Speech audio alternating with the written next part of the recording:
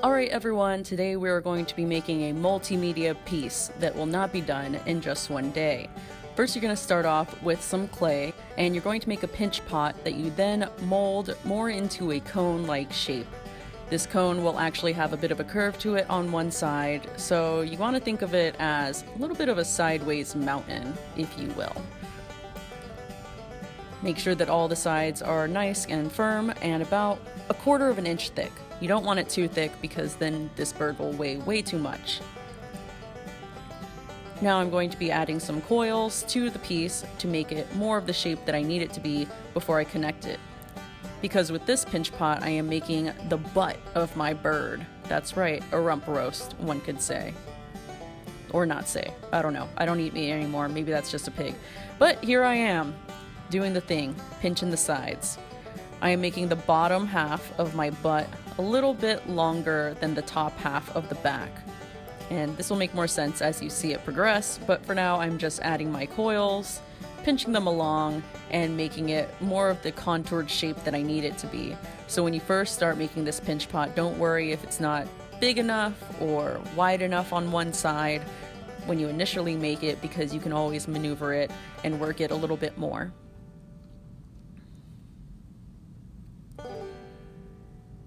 Place it upside down to make sure everything's even and good, and then start on your next big ol' pinch pot.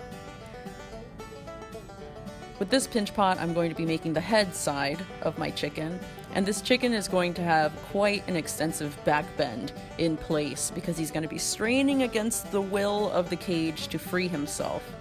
So this one is also going to have a bit of a curve on one side of the pinch pot. In order to make these pinch pots, I just started as any other pinch pot where I stick my thumb in the middle and then I start using my 4 fingers to get in there and start smoothing everything out. I use my 2 fingers on the inside to stabilize my piece as I smooth it on the outside with the rest of my fingers. And really this just takes some time. I sped it up for the sake of your patience. So now I can see the head is going to need quite a bit more body to match up with the rest of the body. So here I am, making some more coils, doing the thing, feeling good. This process in itself will probably take you one whole class session just to get this body figured out.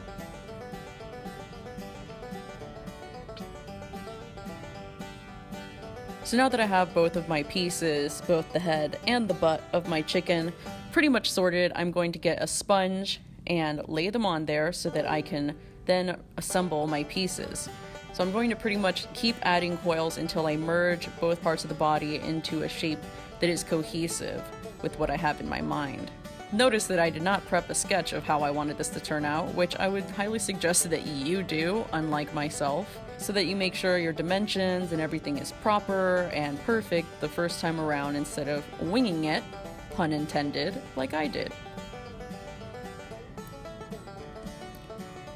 Now I think I have enough coils on my pieces to merge them together, so I'm going to score either end, as any good ceramicist would do, and start joining them at the belly.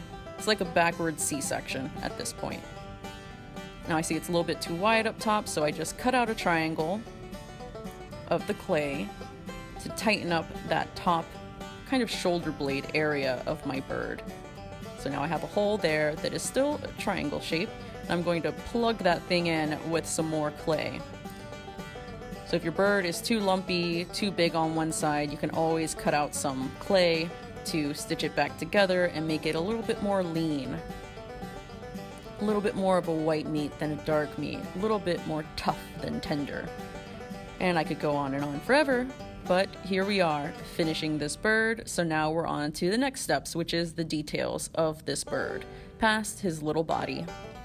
So first I'm going to start making the wings.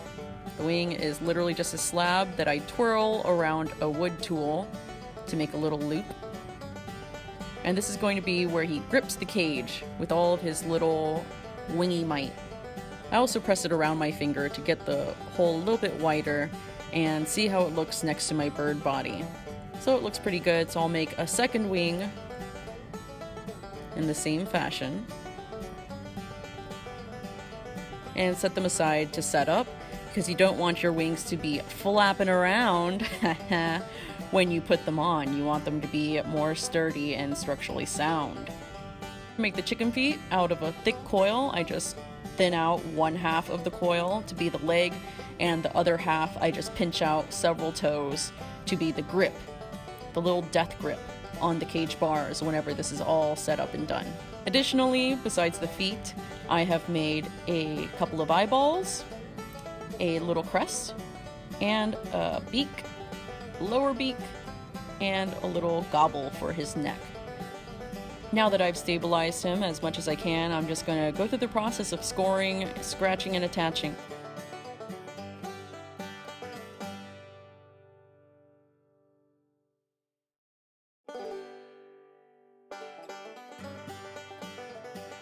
For the beak, instead of just using one closed beak mouth, I created two little beak pieces, the top and the bottom, so that he has an agape, aghast look on his face. And for the eyeballs, I just made two little round circles and pushed them right onto his head because I want him to look very shocked and impressed with his own strength. Then I'm going to work on the little wings and get it in a position that seems right. You don't want the wings to be too far forward unless you want him to look crestfallen, and you don't want them to be too far back in the case of possibly getting his little back snapped. So figure out where you want them to be and add them on there, give them some little sponge supports, and add the gobble, and you're good with that part. Next comes the tail. For this tail, I am using lightweight pieces of clay that I've pinched out and made flat and curved to make feathers. While I'm back here around the booty, I actually cut out a little hole.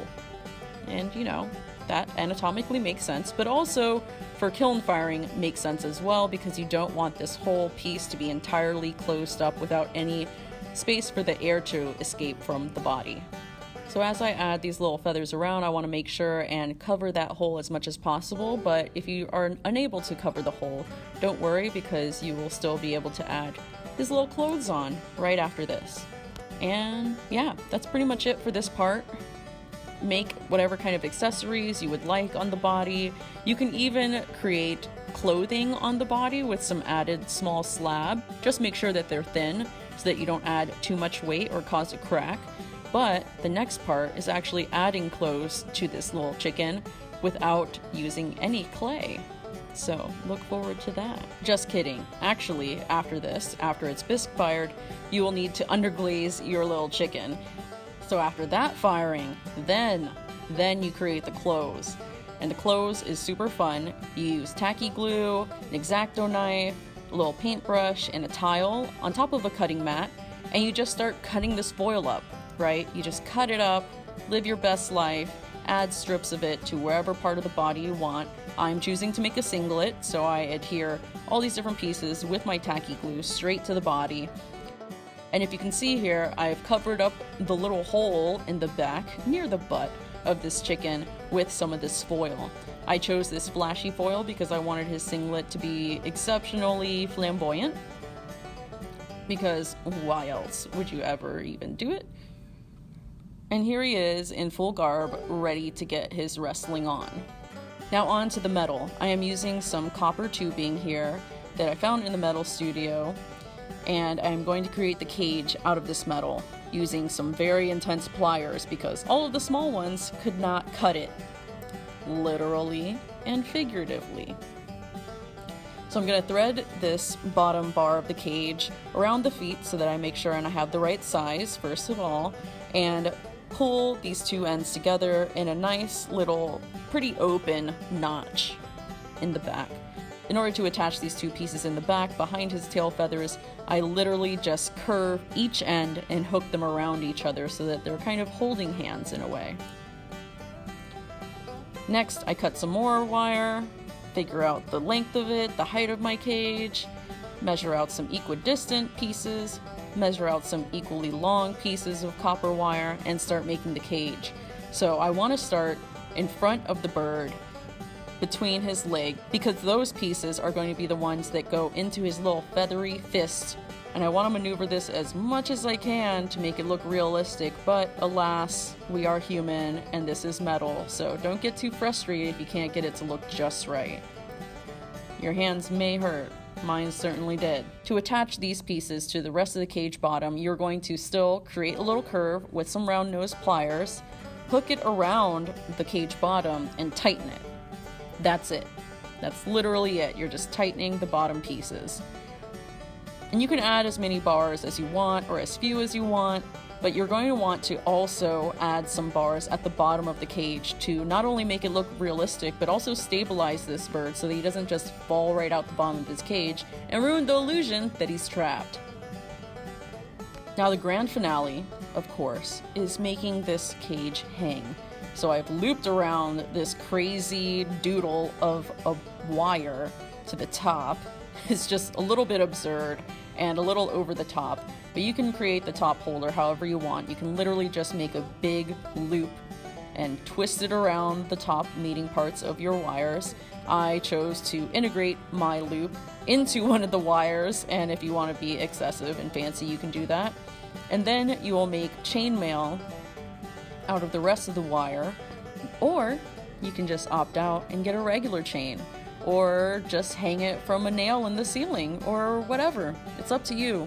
It's your chicken, it's your bird.